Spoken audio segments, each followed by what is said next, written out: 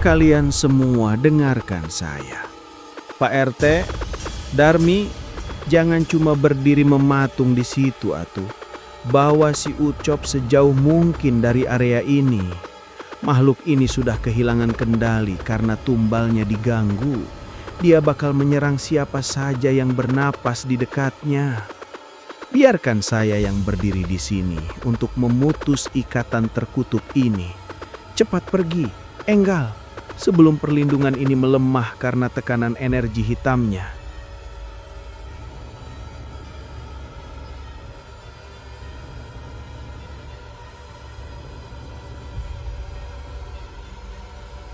Ayo Cop, bangun ngapa? Jangan sampai nyawa lu ketinggalan di sini cuma gara-gara satu tusuk sate sialan itu. Nih, bantuin apa tarik tangannya? Berat banget ini anak. Kayaknya dosanya lebih berat ketimbang badannya. Lihat tuh, jinnya udah mulai ngeluarin jurus hujan sate beracun. Kalau satu aja lidi hitam itu kena kulit lu bakal jadi bangke sebelum fajar, Cop. Buruan lari, jangan nengok-nengok ke belakang. Bentar Pak RT, bentar. Ucop bukan nggak mau lari, tapi Ucop heran ay. Itu jine kok nggak pakai baju ya Pak? Apa dia nggak kedinginan tak kalau tiap malam harus nongkrong di atas panggangan sate begini? Mana bulu badannya rewas-rewas gitu lagi? Apa jin pesugihan itu memang nggak dapat jatah seragam atau ya apa? Malu sih dilihatin ibu-ibu jamu. Mana badannya bedegul gede banget kayak pohon beringin rubuh. Walah, kondisi lagi genteng, nyawa udah di ujung tanduk.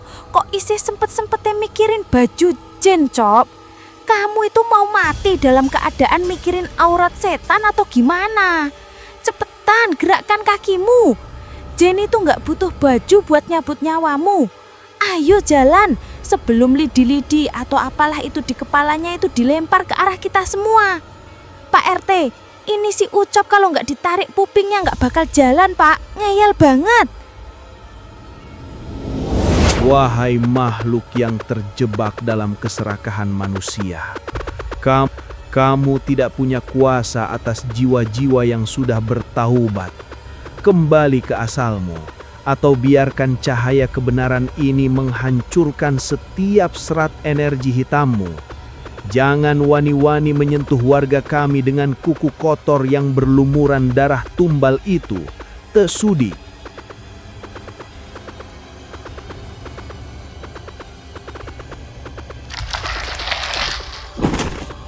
Tuh, lihat, pohon pisang aja sampai patah gitu.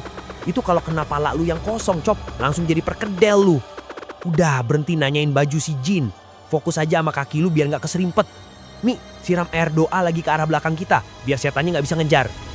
Sudah Pak RT, ini air doanya sudah mau habis saya siramin terus.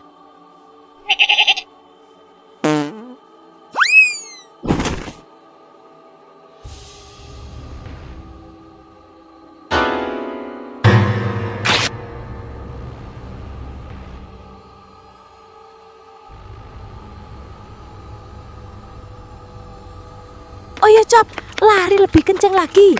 Anggap saja kamu lagi dikejar penagih hutang sate Mbak Lastri.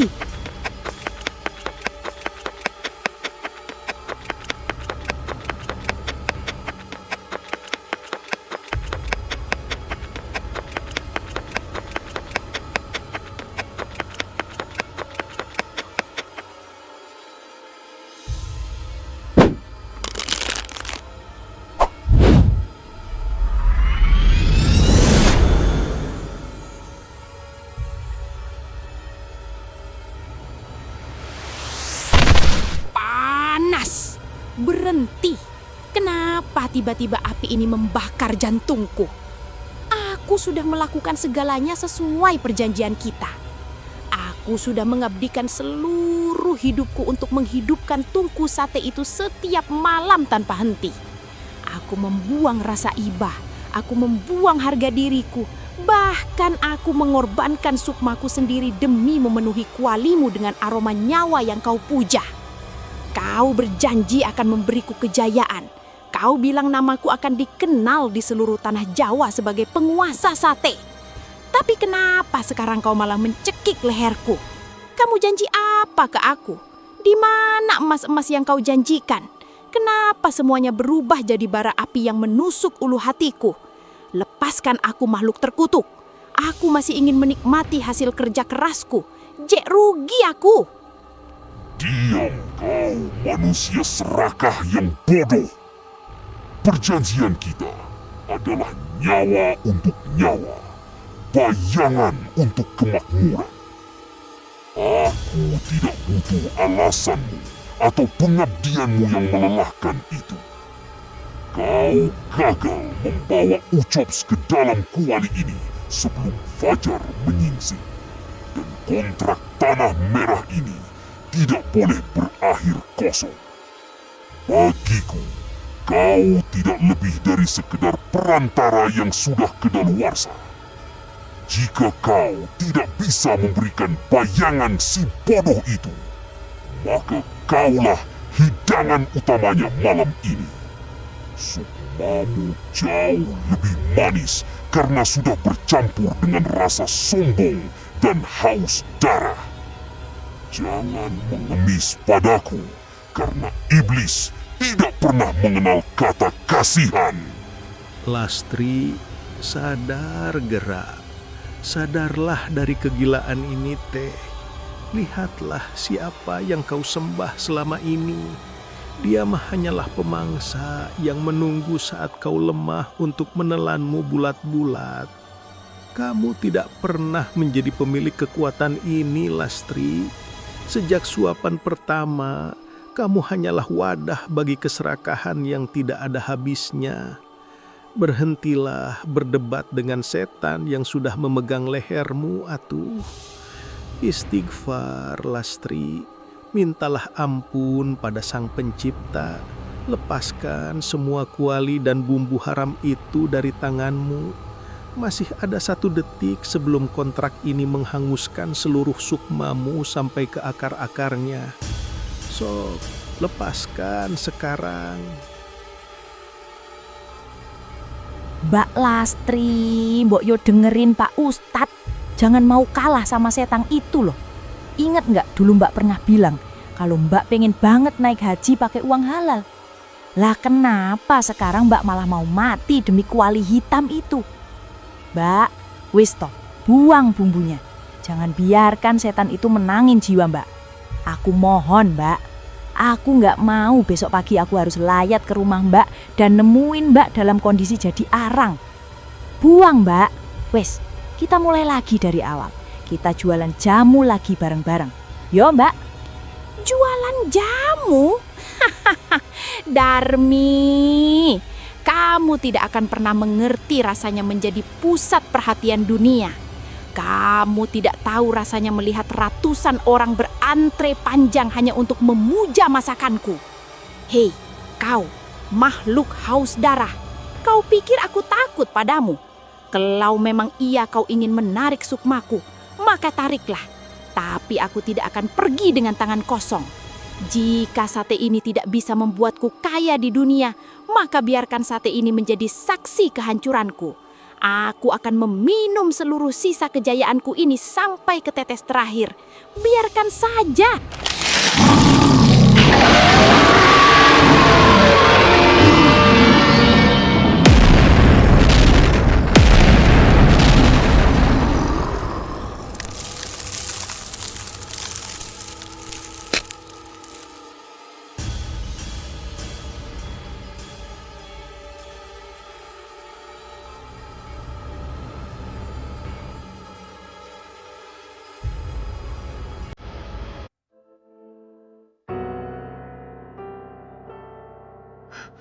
Dek, bangun Dek. Lihatlah, hujannya sudah berhenti. Anginnya sudah tak dingin lagi. Mas janji, mulai besok kita tak akan jualan sate lagi. Kita akan pulang ke desa. Kita akan garap sawah kecil peninggalan Bapak. Biarpun hasilnya cuma cukup buat makan sekali sehari. Sepenting kamu ada di samping Mas. Mas janji tak akan pernah lagi bahas soal rumah mewah atau mobil baru. Mas cuma mau kamu, Dek. Mas cuma mau istri Mas kembali. Ya Allah, kenapa engkau hukum kami seberat ini? Kenapa harus nyawanya yang diambil? Kenapa bukan saya saja yang sudah tua dan penuh dosa ini, Duh Gusti? Yuk, dengerin gue baik-baik. Jangan dipotong dulu omongan gue. Di dunia ini, kagak ada satupun kesuksesan yang dibangun di atas penderitaan orang lain bakal berakhir manis. Mau lu bungkus pakai alasan apapun, ujungnya tetap bakalan pahit. Gue tahu hati lu lagi hancur. Gue tahu lu udah capek lari-larian nahan langkah bini lu. Gue saksinya Yo. Gue lihat sendiri gimana lu udah mati-matian narik dia biar kagak kejeblos. Lu pengen nyenengin bini lu dengan cara yang bener. Tapi dia malah milih jalan yang pintunya aja udah belepotan darah. Lu jangan nyalahin diri lu terus. Pesugihan itu bukan pinjaman modal Yo. Itu mah utang nyawa yang bunganya sukma dia sendiri. Dia yang nanam ya dia yang petik hasilnya sekarang. Sekarang gue minta sama lu, ikhlasin dia. Berat emang. Tapi biarin ini jadi pelajaran paling pahit buat kampung kita. Biar warga lain pada melek kalau kekayaan sejati itu kagak bakalan datang dari kuali hitam di tengah malam atau sekutu sama setan. Tapi dari keringat yang jujur di bawah sinar matahari. Lu udah lakuin bagian lu sebagai laki Yo. Lu udah ngingetin sampai mulut berbusa. Sekarang waktunya lu lepasin. Biar dia urusan sama yang di atas. Jangan sampai lu ikut karam gara-gara nahan kapal yang emang sengaja dibocorin sama dia sendiri. Sabar nih Mas. Ucops nggak tahu kalau sate-sate yang Ucops makan itu harganya seberat ini. Meskipun Mbak Lastri nakal dan mau jadiin Ucops bumbu, tapi Mbak Lastri itu orangnya rapi kalau jualan. Maksud saya, semoga Mas Karyo kuat tabah. Ucops bakal bantu doa setiap malam, Mas. Cops, jogo mulutmu. Masih saja bahas dagangan dan sate di depan jenazah. Ayo semuanya, kita bantu bereskan tempat ini. Besok kita kuburkan Mbak Lastri dengan cara yang paling layak sebagai manusia. Dan buat kamu Karyo, jangan pernah lagi menoleh ke belakang. Kamu harus tobat nasuha. Bersihkan sisa-sisa emas haram ini dari hidupmu. Mulailah hidup yang baru. Biarpun sulit, asalkan bayanganmu tetap utuh di bawah kakimu. Mas Karyo, Ucops minta maaf yang sebesar-besarnya ya Mas. Ucops merasa bersalah banget, Chan. Gara-gara Ucops gagal jadi tumbal, malah Mbak Lastri yang kena imbasnya. Ucops ini memang gak punya apa-apa Mas, gak punya uang banyak. Tapi Ucops ini masih punya hati. Ucops janji Mas, Ucops gak akan pernah lupa kebaikan Mbak Lastri yang dulu suka kasih Ucops sisa lemak pas Ucops lagi kelaparan. Ucops bakal jagain Mas Karyo. Ucops bakal bantu Mas bersih-bersih. Bersihin semua sisa kekacauan ini sampai gak ada satupun debu setan yang tersisa. Sing sabar yo Mas, Mbak Lastri sekarang sudah gak sakit lagi. Pak RT, kita harus segera urus jenazah ini. Jangan biarkan warga lain datang dan menonton tragedi ini seperti tontonan sirkus. Mbak Lastri tetap bagian dari kita. Dia tetap warga kita yang tersesat. Dan buat kamu Karyo, kamu harus kuat. Kamu harus buang semua barang-barang mewah di dalam rumah ini yang asalnya dari sati itu. Jangan sisakan 1 sen pun, karena uang itu ada kutukannya. Mulailah hidup dari nol. Mulailah dengan bismillah yang benar. Kita semua di sini akan bantu kamu untuk kembali jadi manusia seutuhnya. Kita urus secara kekeluargaan dulu Mi. Kita kuburkan dengan layak sebagai manusia. Soal harta dan rumah ini, biar Mas Karyo yang putuskan mau diapakan. Tapi saya rasa warga nggak akan ada yang berani lewat sini untuk waktu yang lama. Sudah, atuh, cukup tangisannya. Mari kita hadapkan wajah kita ke jalan yang benar. Kang Karyo, hayu kita semua berdoa supaya kegelapan ini tidak pernah kembali lagi ke desa kita. Ingatlah warga sekalian, bayangan di bawah kaki kita teh adalah tanda bahwa kita masih memiliki jiwa. Jika kita mulai mengejar dunia tanpa batas, bayangan itu akan memudar. Dan saat itulah kita kehilangan diri kita sendiri. Hayu, kita bawa jenazah ini ke masjid. Ini kainnya yuk. Tutup istrimu. Jangan biarkan matahari melihat kondisinya yang begini. Mulai besok, kamu harus ikut Pak Ustadz ke masjid. Bersihkan hatimu, bersihkan tanganmu dari sisa-sisa bumbu setan itu. Iya, Mak. Saya janji, saya akan tobat.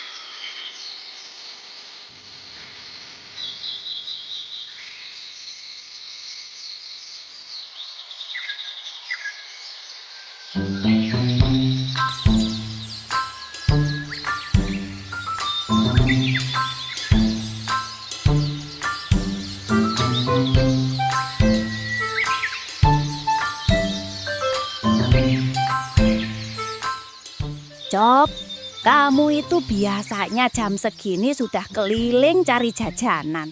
Itu di pertigaan ada yang jual sate kambing baru. Nggak mau coba?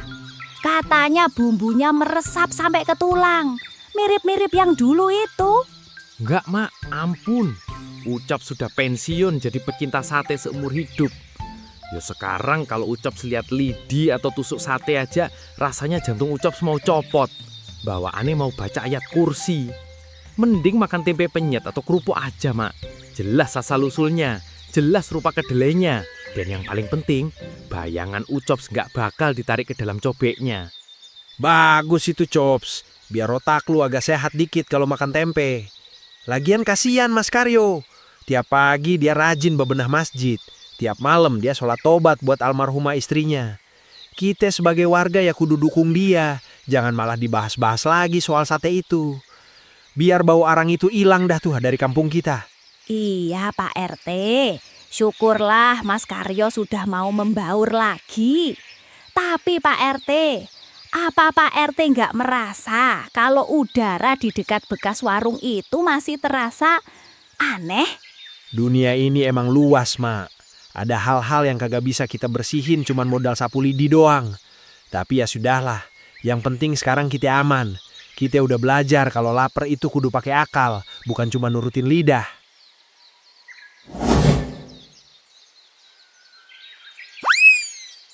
Pak RT, istighfar Pak. Itu suara siapa?